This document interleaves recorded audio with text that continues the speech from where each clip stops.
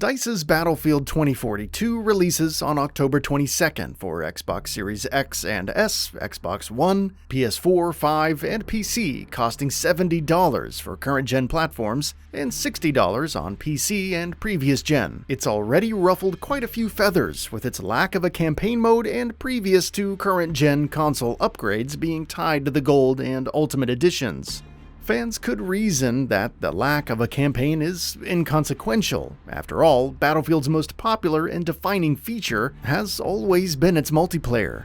Battlefield 2042 seems to be a return to the over-the-top action and destruction that fans have been wanting for years. But as with the game's pricing and monetization, there's plenty to be considered about when it comes to the gameplay and multiplayer.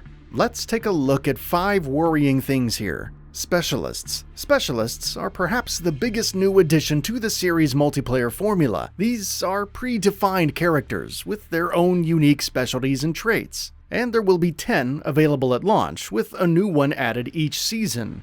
Thus far, we've seen Webster McKay, who uses a grappling hook and has increased agility while aiming down sights and using zip lines. Maria Falk's S21 Siret pistol, which can be used to heal allies, along with her ability to revive downed allies to full health. And Pyotr Boris Guskovsky, who can deploy a sentry unit, which gains increased accuracy when he stands near it. Specialists tie into the whole segregation of players of squads, with more than one specialist possible for each. Despite being based on the series' original 4 classes, they can freely customize their loadouts without any restrictions. Right away, this creates concerns for balancing. Certain weapons that are performing above and beyond expectations could be even more potent in the hands of powerful specialists, ruining the overall balance and skewing the meta. The system also trends away from beloved classics and their specific weapons that help define Battlefield over the years. While creating these hero moments will no doubt attract a wider range of players, one has to wonder if it will dilute the overall gameplay. As it stands, specialists are a way to mix up the gameplay formula while sticking to the standard Battlefield framework. Whether this can be called a bold move or not remains to be seen. Balancing. Balancing for a game with heroes is tough enough as it is, especially when those changes will reverberate into other modes and game types. The addition of new mechanics like wingsuits and rangers, the robot dogs seen in the trailers, changes to conquest with clustering and sectors, and much more is also something that will take time, effort, and lots of testing to get right. And no, a closed technical preview for a small percentage of players in controlled settings followed by a beta just a few weeks before launch isn't quite enough. However, balance in itself is an issue that DICE has numerous controversies with. Battlefield 5 players will remember the title's TTK updates, which made weapons like rifles less powerful over long range than pistols, which had some hilariously bad ramifications for Firestorm when factoring in armor. To say that the changes were disastrous for the game's balance would be an understatement. But even worse, they were repeated even after significant backlash from players. Again, different game, benefit of the doubt, so on and so forth, but suffice to say that balance will be a major issue one way or another in Battlefield 2042.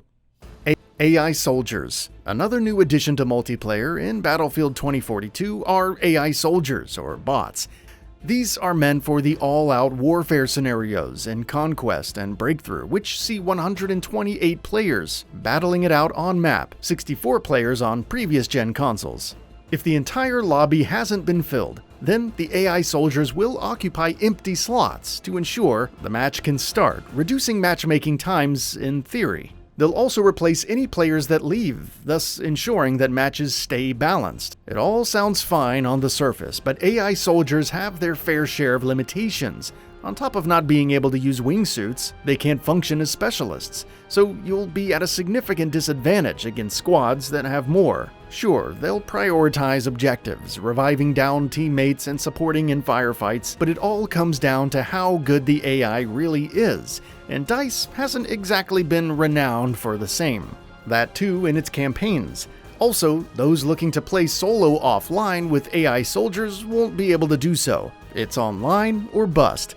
Over time, as the general population declines and matchmaking times are extended, Will the quality of matches suffer as a result of more AI soldiers? Will AI soldiers be available in the rumored hazard zone, whether it turns out to be a bust or players simply prefer traditional multiplayer? These are questions that won't properly be answered until the game is out, but we're not getting the same positive vibes as Halo Infinite's bots. Cheaters. Cheating has always been an issue in multiplayer games, but it's been particularly egregious over the past several years. This is due to the rise of free-to-play games like Call of Duty Warzone, Fortnite, and Apex Legends, but that doesn't mean they've been absent in premium titles. And Battlefield 2042 is no exception.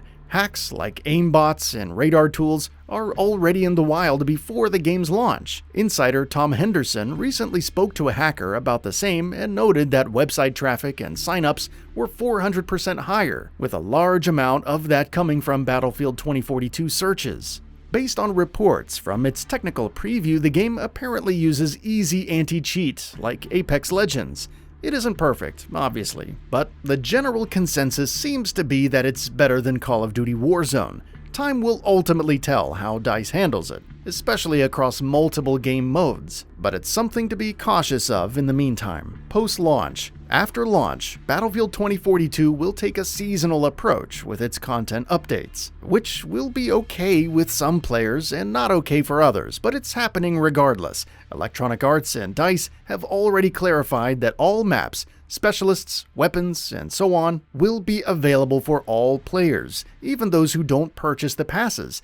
Instead, the premium tracks will offer cosmetics in the form of new specialist outfits and weapon skins. It's all well and good, but the main concern is how DICE will actually manage to deliver on the actual post-launch content. Battlefield 5 fans will be able to recount how long it took certain updates to roll out, whether it was the latest campaign chapter or Firestorm. And it didn't help that the latter couldn't overcome its initial launch woes. The base content was already lacking, something which Battlefield 2042 looks to be getting ahead of with its multiplayer, Portal, and Hazard Zone. But even with multiple studios adding all of this content, whether it's custom game types and updated maps from previous games for Portal, balancing and map changes in Hazard Zone, new maps, weapons, specialists, and multiplayer, new cosmetics, new features, and quality of life changes will be tricky. This is the biggest Battlefield title that EA and DICE have ever released in terms of its multiplayer scale, but considering how the previous game was handled, it's anyone's guess how the new content will shape up. Going bigger and having more studios on board doesn't magically mean the game becomes better. That's all for now. If you enjoy what you saw, please hit the like button. And if you're new to the channel, now is a great time to subscribe. We upload brand new videos every single day. After subscribing, don't forget to enable all notifications by clicking the bell icon. Thanks for watching this video, and we'll see you next time, right here on GamingBolt.